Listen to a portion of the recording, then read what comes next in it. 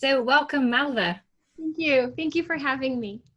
So I'd like to kick off the interview with a little bit about your story. Could you just take people through how you came to be the parenting coach you are today? What led you to get started? It's actually a very long story because I started my teaching parenting career when I was 5 years old. So I would be the one babysitting other kids, even older than me, while their parents went to work.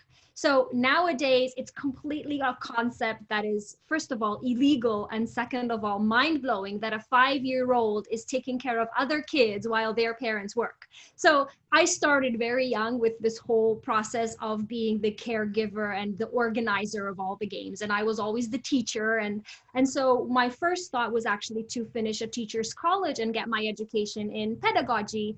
And so I did my American literature and pedagogy, but that wasn't kind of enough for me. And that's when I got my master's in couples counseling. And I wanted to do my doctorate. I even started it, but life happened and, I had to earn money. So I wasn't able to stay at the university where I started it. So I'm like, postponed it till this day, haven't gotten back, but that is on my to-do list.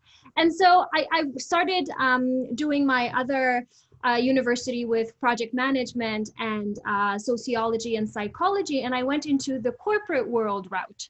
And so working as a corporate trainer and a corporate coach, I realized that a lot of the people that I cooperate with are quite smart, to be honest, and then they only need a little bit of a tweak here and a tweak there to grasp the concept that will actually propel them.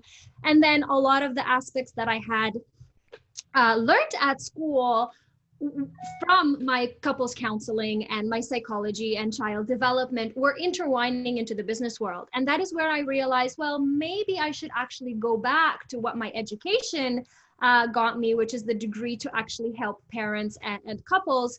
And I started kind of, dabbing my foot into that. But one of the first things that parents ask, are you a parent by yourself? Yourself? And, my answer was no at the time. And I didn't understand the frowns that I got. And I have a saying now that, before I became a mom, I had 1,000,002 theories. Now I have 3 kids and 0 theories. Okay. So this is exactly what happened. I became a parenting coach after I realized that some of the things that I had learned at school, that I had learned postgraduate, that I had gotten my courses and certificates and degrees from, they're amazing, but sometimes they need a little tweak to propel into the life of everyday moms.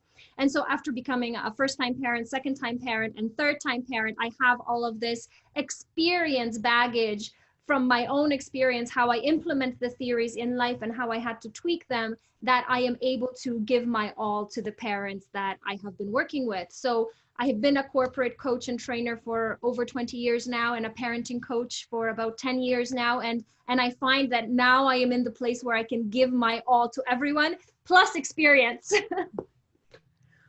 Yeah, and I think what we were talking about before is giving your all is starts from with yourself. Yes.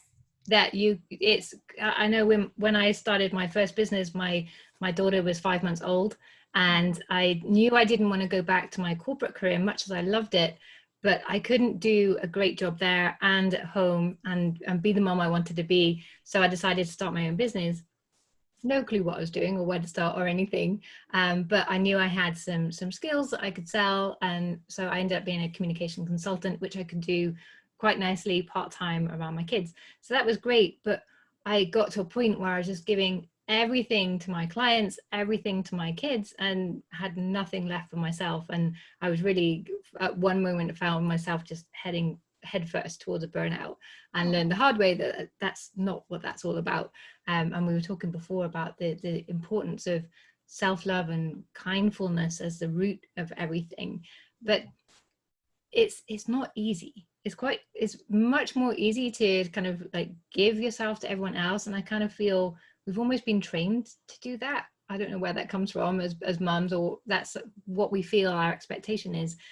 So how do people not go down that route? Is there any advice you can give them to help them maintain a little bit of balance and sanity? Well, see, before I answer that question, there's one thing that you said that, you know, when you started your business, it was super hard. You didn't know which way to go. And technically you had no idea what you were doing, but you knew your purpose in life. So you knew your why as to why you started your business. Yeah. Nowadays, I find because of the social media and because of technology and access to information and people, not, you know, high-end heroes that we only see on TV once in a while, but normal people like yourself and I, we give the women and men what they were lacking, or what we were lacking a few years back, the access to the knowledge of, okay, if I don't know where to go, then I'll tap into what Melita is giving, or I'll tap into what Malva is giving, free content at times on Facebook, just to see if this is the direction that I want to go. So for me nowadays, for people to start their business, it's so much easier. Now, as to the second part of your question, so I just told you when we were having a chat at the very beginning that you have leveled up my vocabulary, because I always say mindful me moments, the moments where you're graceful towards yourself and you give yourself grace for not giving 100% of whatever you feel you ought to give. You called it kindfulness, and that for me kind of struck a chord with my heart, that that's exactly what I'm going to call it from now on too, because you can be whatever you want. Okay, whoever is listening to this, you can be whatever you want, but that doesn't mean you have to be everything at the same time. Okay, so you can be an amazing mom, okay, to that child that you have right in front of you, or that future child that you may not have yet, but it's in your plans. You can be an amazing mom, but that doesn't mean you have to be an amazing mom 24/7. But it also doesn't mean you have to have one foot in and the other one out. So I always say that technology keeps us very close to the people that are far away, but very far to the people that are very close. Meaning, very often I see moms at the playground, you know, with one hand doing a sand mold with their child, and with the other hand they're kind of text messaging or scrolling through, mindless scrolling through social media. Then they're neither an amazing mom nor an amazing friend, because they're trying to do two things at the same time. If instead of multitasking, they would actually stack these things up. So, you know, tell your child, listen, how about we make a cake with the sand for that 5 minutes, but after 5 minutes, mama has to go to talk to auntie or uncle or to her boss for another 5 minutes, and then I'll be back. So instead of spending 10 minutes of your time being half an amazing mom and half an amazing worker or friend, you know, divide that time and be an amazing mom for 5 minutes, and then your child will wait that extra 5 minutes while you talk to someone. So this is the thing that I recommend my parents, the ones that I work with, to do, is make sure that you are mindful and careful with everything that you do. So if you are in the moment of writing a text message, you can give your child 1 minute. Let me finish. Instead of, yeah, continue talking, mama's listening, while I'm kind of writing a text message and not even hearing what my child is saying. Or you have to listen to your own body the same way as you listen to someone else. If you feel that you are, you know, like you said, head first, you know, heading to a burnout, or just having an off day and things are not working as they should be, how about you know, press the pause button and say, okay, what is happening? Am I being frustrated?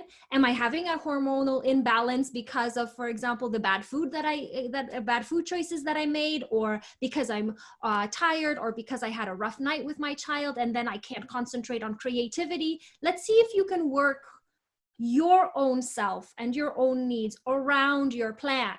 That means that project that requires your 100% creativity can wait till tomorrow. And today, do something that you had planned tomorrow in order to kind of feel accomplished and you not feel frustrated. So again, pencil your plans and make sure that you listen to yourself while executing these plans to create success as opposed to frustration. Yeah, I think that's so important. And when I was in that situation, going for that burnout, you know, if I had really listened to myself, and I guess it takes a bit of courage, because the warning signs were there for a long time beforehand, but I didn't really dare listen into them because I didn't know how else I could do things. And that's partly why I became a business coach later, was because I wanted to help more women in these situations. And at the time, I think even if I knew a business coach existed, which I didn't at the time, I probably wouldn't have thought of it as something that was accessible for me either. And that comes to being kindfulness as well. You know, allowing yourself to ask for the help is a huge act of kindfulness. And I wasn't asking for help. I wasn't really acknowledging my feelings or any of these things.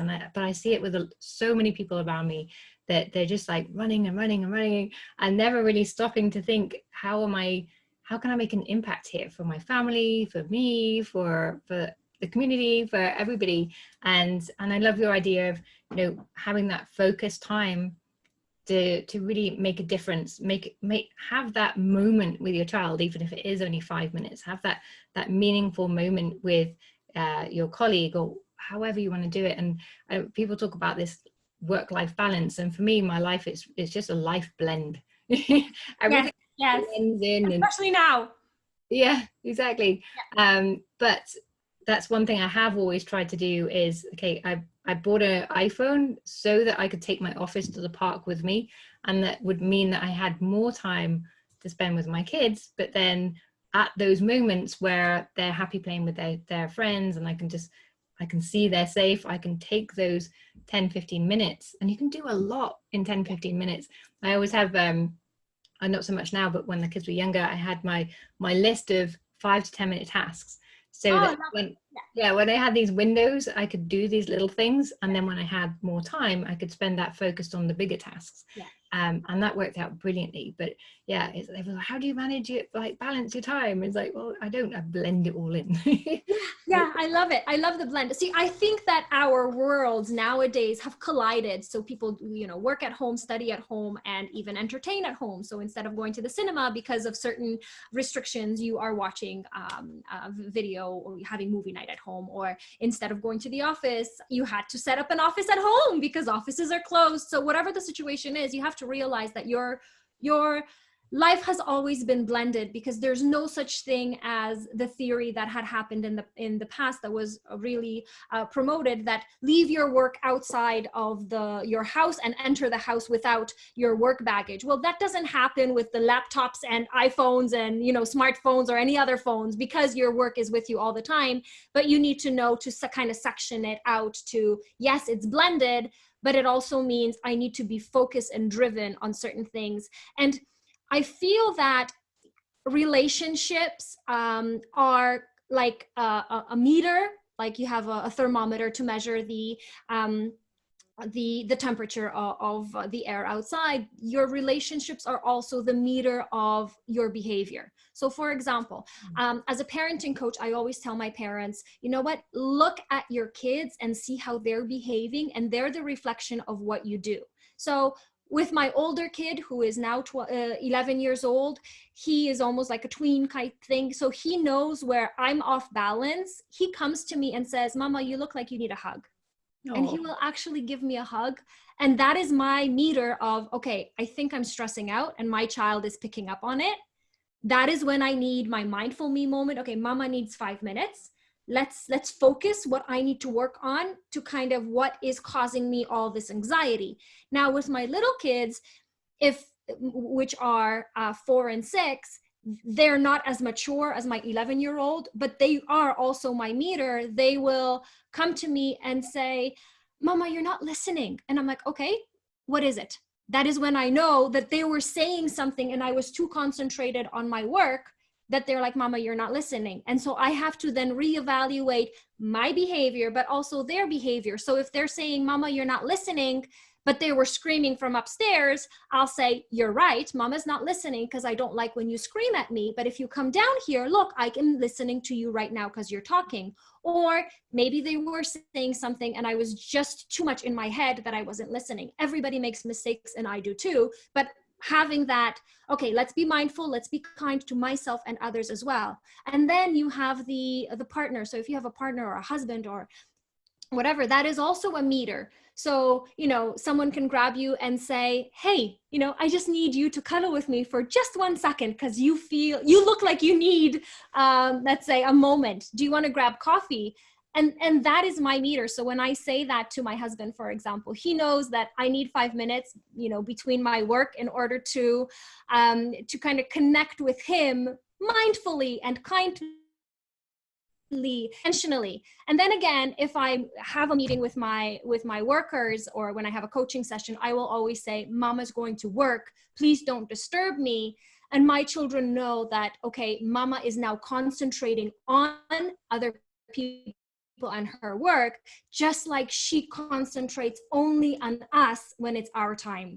So it actually creates respect. So if my children, or our children, I always say my children, and my husband says they're our children. So our children know that they need to respect Mama's working time in order for Mama to respect their playtime together with her. So again, be kind to yourself and to the relationships that you have in your home and at work, because that will actually make you kinder, not only to yourself, but to others as well.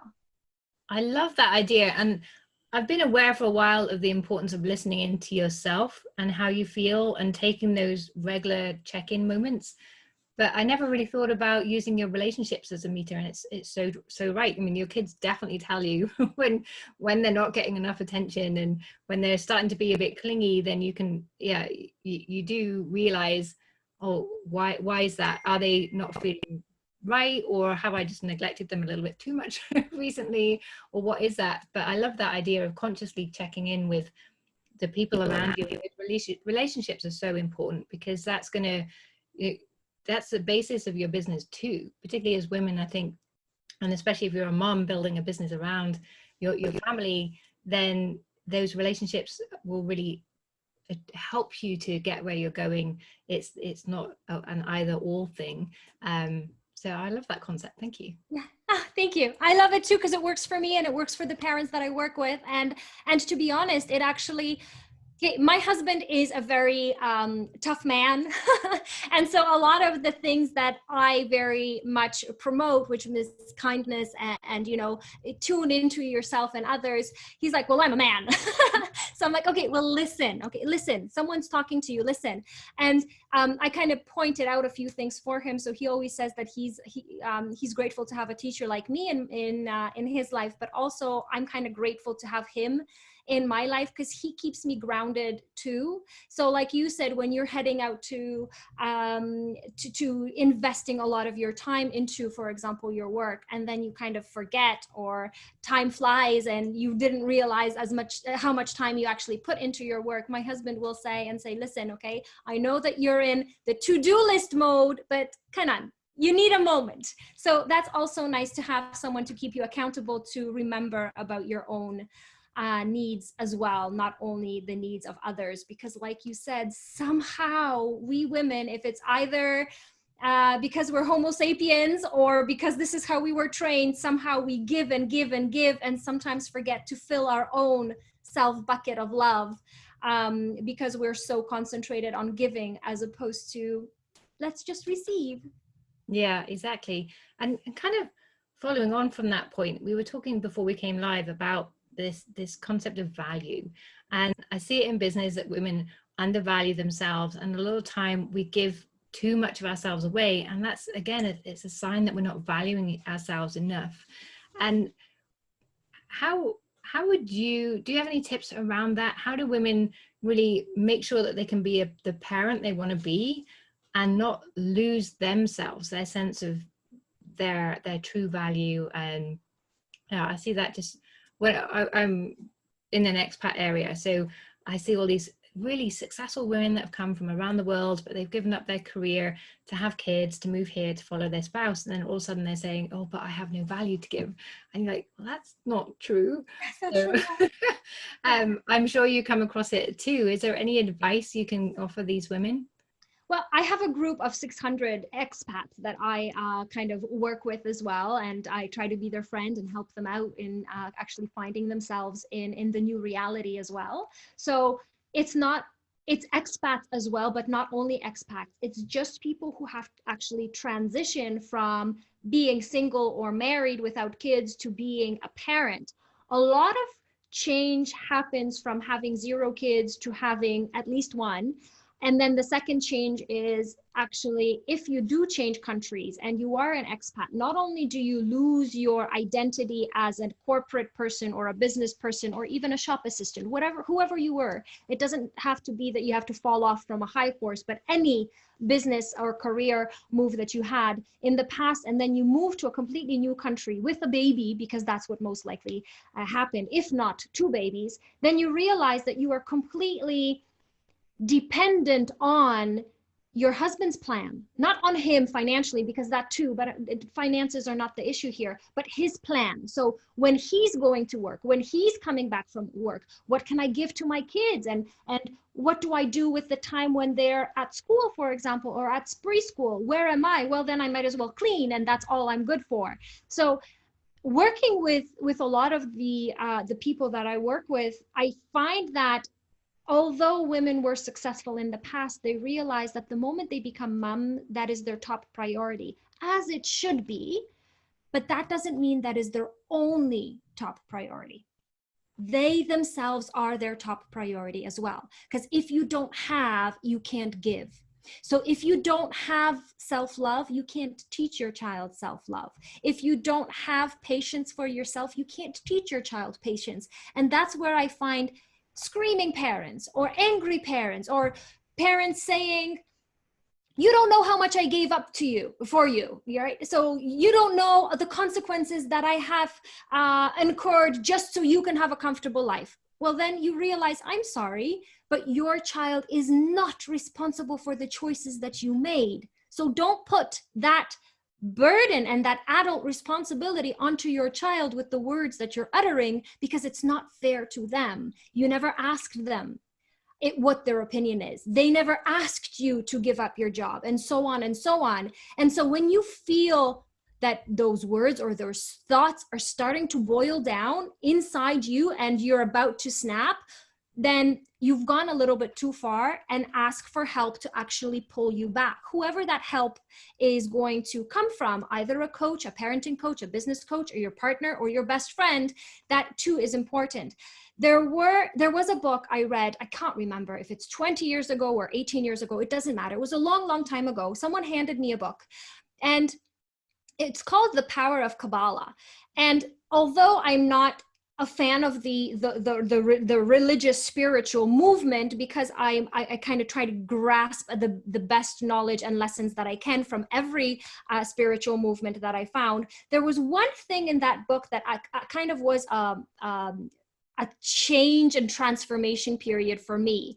And one of the things that that book mentioned was, you have buckets or bowls that are a little bit empty. I mean, not empty, but punctured. And so you have to realize what the things that are important for you are. So if, for example, your fitness and your health is important, that would be one bucket. And the second bucket would be, let's say, your relationship with your partner. The third bucket would be your relationship with your children. The fourth bucket would be your relationship with your friends. The fifth bucket would be your career. And the sixth bucket would be, I don't know, your passion, whatever your passion is, let's say kite surfing. And then you have to realize that it is your job to maintain the buckets full to a degree. So if you only invest every single moment of your life on, let's say, your children, and you don't take care of the other buckets, they will be empty. And your children's bucket will be overflowing, and you will be frustrated because of that. Because you will also blame your children for taking everything away from you because the other buckets are empty. And that's not fair on them. And then the same thing happens with, for example, if you invest all of your time in a career and you do everything for that company, for that career, for that advancement, and then you realize your relationship bucket, your friends bucket, and your children's bucket is completely empty, then you will have a sense of imbalance and a sense of, let's say, burnout, because you've given so much to that career, and God forbid something happens and the company shuts down and you lose your job. So what are you left with? You're left with 6 buckets that are empty and 1 bucket that you invested in that was just taken away from you. And so that is where depression comes into play, and people being lost, and people being upset with themselves, and so on and so forth. So I kind of took that to heart, let's say 20 years back, and said, okay, I need to make sure that my buckets, they're going to be emptying out because of the punctures that they have, but they have to be full to some degree. It doesn't have to be excellent. They don't have to be full to the very top, but at least to some degree, that if one bucket spills, I still have the other ones to rely on, and then they will help me with the mental support to build up that one bucket that just spilled. Because if we look at our lives, very seldom does it happen that everything is wiped out of our life. If you have 6 buckets, I hope that it never happens to anyone, but it's very rare, or at all never happens, that every single bucket is taken away from you. No, because you always will have that support system if you make sure to maintain it throughout and not just focus on one thing. I love that. And it's such a powerful visual of those different buckets, and that's definitely where I was in that first time. I put everything in my work bucket and my kids bucket, and every other bucket was completely empty. But then, you know, sometimes we have those awakening moments, and you realize the truth in these simple concepts that are just really so powerful. So thank you so much for sharing that. Thank you. Like you said, we sometimes realize things are powerful. Like, I wish that we could learn from someone else's mistakes and someone else's lessons as much as we could learn from our own. So in order for you to be a good ornithologist, you don't have to be a bird. Right? So in order for you to study and understand birds, you don't have to be a bird. And so I use that same mindset with my business coaches, because they always say, well, you're so young. What do you know? I'm like, listen, the fact that I'm young doesn't mean that I don't know anything. And the same thing is here. The fact that you are trying to learn a lesson doesn't mean you have to experience that lesson to learn from it. So, you know, for me, that awakening moment was from reading a book and not from losing a bucket, right? So that is why I'm very glad people and women have someone like you who will teach them. Again, they don't have to experience the negative. They just need to see and understand the warning signs. Okay, so if Melita said this was her warning sign, do I have that red flag in my life? If I do, okay, I don't have to learn from her same lesson. By experiencing it, I can stop it and prevent it. And that actually is where I'm very glad people have someone like you and someone like me, let's say, that they can actually learn from, instead of fixing what has already been done wrong. Yeah, and I love that quote by is it Jim Rohn? He said, you know, we can learn a lot from our own mistakes, but the wise person will learn from someone else's mistakes, but the genius will learn from someone else's successes. And that's where the coaching comes in, and where things like listening to podcasts and other people's stories and reading biographies and books and these different things, they can give us so much knowledge to help us not make who was it that said you just don't have time? Oh, Eleanor Roosevelt. So you don't have time to make all the success, all your own mistakes. Yes, that's very true. But like what you just said, like I created a post today that knowledge is one thing, and it's quite important for us to learn, but it's the transformation that counts. So the fact that people come to you and they learn from you, that's awesome.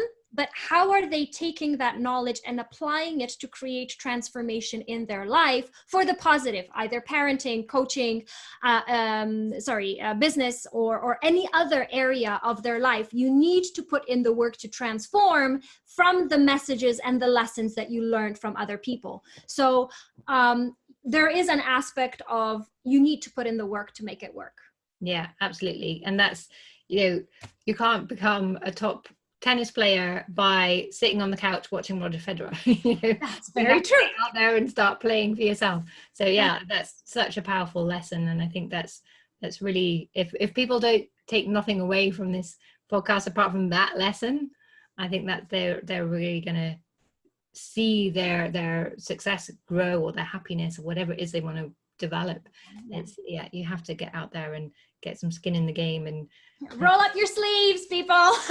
then you realize that these lessons are the truth. Yeah.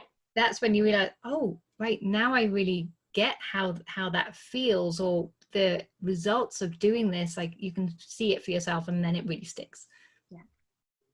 Brilliant. Yeah. But knowledge is just potential power. Yes, very true.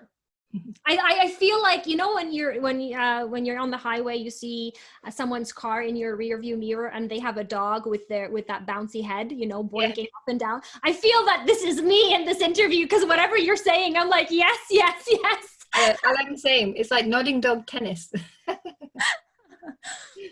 So we touched on books, and we can't not talk about our book. Yes, yes. Very excited. So recently, myself, Malva, and 21 other amazing women got together, and we wrote a book called The Power of Why, which amazingly became an international bestseller overnight in not just these obscure categories, but in some really hefty categories, which shows that it's really resonated with women around the world. This idea that there's something that motivates you to act a certain way, and everyone's been so, reading the stories, it's just really touching to see how open and honest everyone's been in their journey, and your journey in particular is incredible. We don't want to give any spoilers, but you know, just to see where people have come from, you will read this book and you will come out thinking anything is possible. Yeah. You know, that, oh, I can do this, because you've seen people from around the world. It's very international, the authors of the book, and in very different cultures and different situations, and how they got through to start their business. So if you're sitting on the fence about starting a new project, starting a business, I know this book is going to really, really help you, and it's going to be launched the 18th of August. Yeah. So I totally understand where you're coming from, because when I read I had the privilege, like you, to read the book before it actually came out and was released, because I wanted to get to know the women that I'm cooperating with. And if I, who has already started, was inspired, I'm like, oh my goodness, this is so amazing, I should do more, then I can only imagine the power of this book in the lives of the women and people who haven't started yet.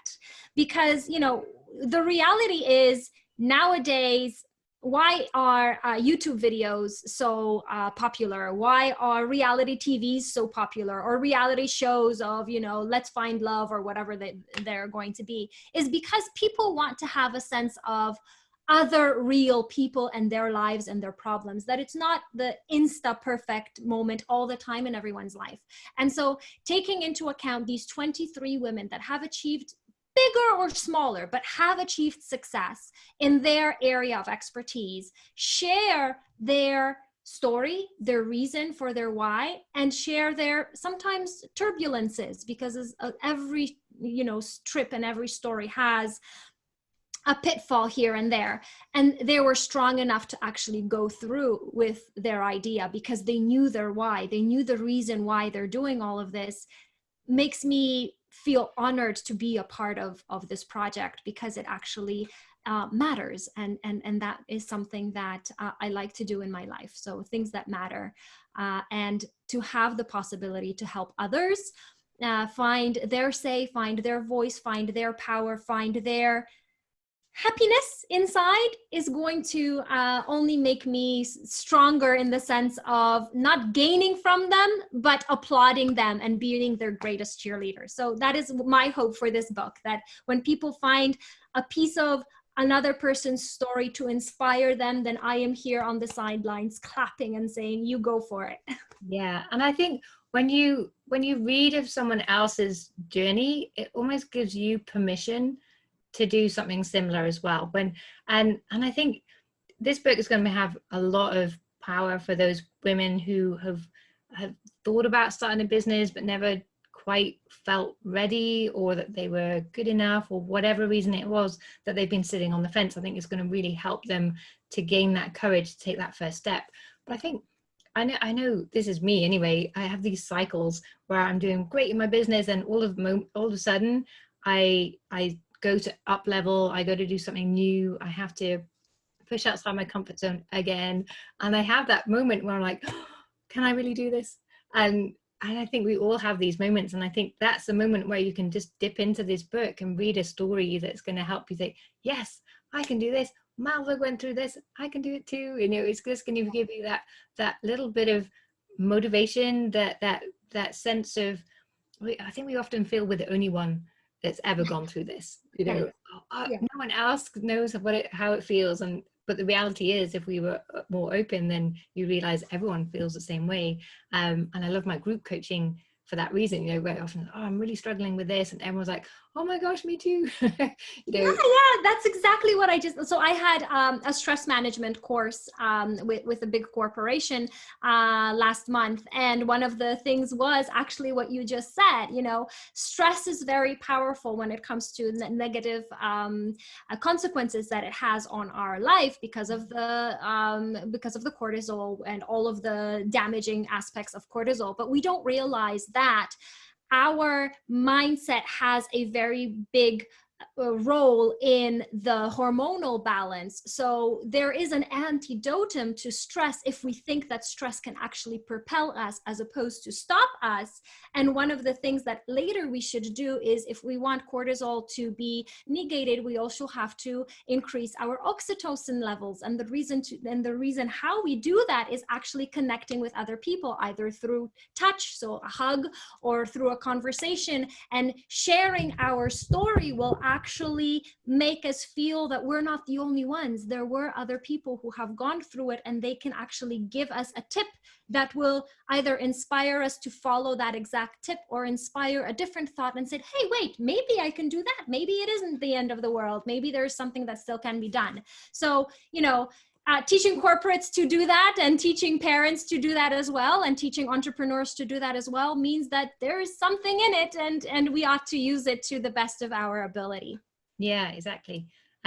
There's some advice from Dr. Nick Hall, and he said, you know, there's no such thing as too much stress, and stress can be really good for us. It forms us, and most of us do our best work under the pressure of a deadline. The problem comes in when there's not enough counter stress.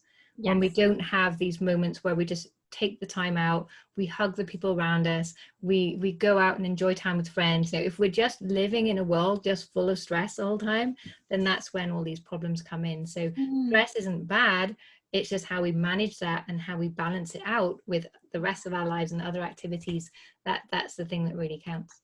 Yeah, very true. I'm all for that. So for me, my lessons come from Dr. McGonagall, who I adore, because not only that she's a beautiful and smart woman, but she kind of opened my eyes onto, well, stress doesn't have to be negative. It can be positive if you change your mindset. And, you know, like you said, balance everything in your life, not at the same time, but being focused will actually create a sense of happiness. And hey, I got everything done. I even got my nails done in the meantime. So I'm a girly girl, if you haven't noticed. So nails are important for me. Yeah, there's one thing I always forget. And then I go out with friends and they've all got their nails. Like, oh, I never think to do my nails. So that was my actually mindful me moment when I was breastfeeding my children. When they were just a few weeks old, I would actually go to the manicurist, and I would, because they were on my boobs all the time, so to speak. So I would actually breastfeed my child here and give my hand. I'm like, okay, you do this.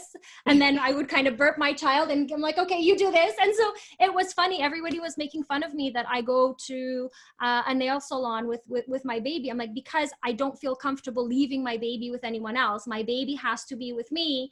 And so at times I would go and get my nails done, having a newborn with me. Of course, all the hygiene was taken care of, but I needed to do me as well while being a mom. And yeah, babies are so transportable. So when they grow up, then you think, oh, it was so easy when I could just chuck them in a stroller and kind of push me anywhere. Malva, you have been an amazing guest. You have shared so much valuable advice and insights. It's been incredible. If there's one thing you could leave with the audience with, what would that be, do you think? You do you. Okay, so everyone has a story and everyone has tips and tricks, what has worked for them or what hasn't worked, what you should avoid, and what you should do as a mom or dad, or what you should do as a businessman or not. And all of these might have worked for the person speaking them, but make sure that you make them your own. So if I say, for example, find a routine with your child to put them to sleep so that they know that this is sleeping time and I read my children books. If you don't like reading books, then sing them a song. Okay. Or if I say, this is the marketing plan that works for me. These are the posts that you should post in order to, I don't know, create a sales funnel, for example. And they just don't seem right to you. They don't seem your authentic self. Tweak them. Yeah. Tweak them, go that way, but tweak them to make them your own. Okay. So like I said, you do you and be happy with what you've got. Don't try to be anyone else, because that is, you know, there are other people in this world, but there's only one you. So make sure you improve on yourself and don't change yourself to be someone else. I love that. That's such a powerful lesson. And it's something that, in fact, in every episode of this podcast, things have changed for people the moment they've had the courage to be themselves or discovered what that even is. And in life, in parenting and business, no one else has your vision. Yeah. And so they may have some great advice, but you need to filter that through. Does that fit my vision and goals for what I want for my for my family, for my parents, for my business? So yeah, really powerful advice. Thank you so much. Thank you so much for having me. Thank you everyone for listening. I am super honored to have been a guest with Melita, and it was always a pleasure to talk to you. And we're going to, I'll put all of your links in on the page below, but for anyone who's listening to this while jogging with their kids or in the playground, how can they get in touch with you?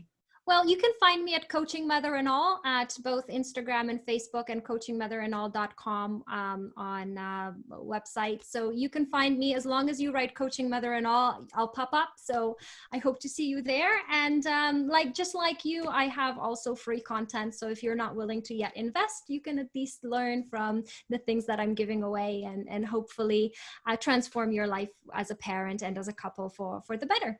Great. And I know any listeners out there that have really resonated with what you're saying and want to know a bit more about how they can work with you, then they can get in touch and get a free 30-minute session with you. Is that correct? Yes, that's correct. Yes. If you guys feel that I'm someone that you would like to talk to a little bit more, to see your areas of improvement and to see if we can fix up a few things, to tweak them, to make them your own and make them work a little bit better.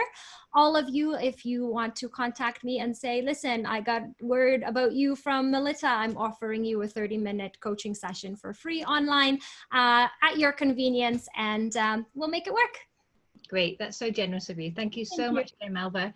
And yeah, I look forward to sharing this episode with all of our readers, but also listeners, but also sharing the book with our readers too. Yes. Thank you so very, very much. I'm super honored once again, and look forward to talking with you a little bit more later on. Great. Thanks, Malva. Thanks. Bye-bye, everyone.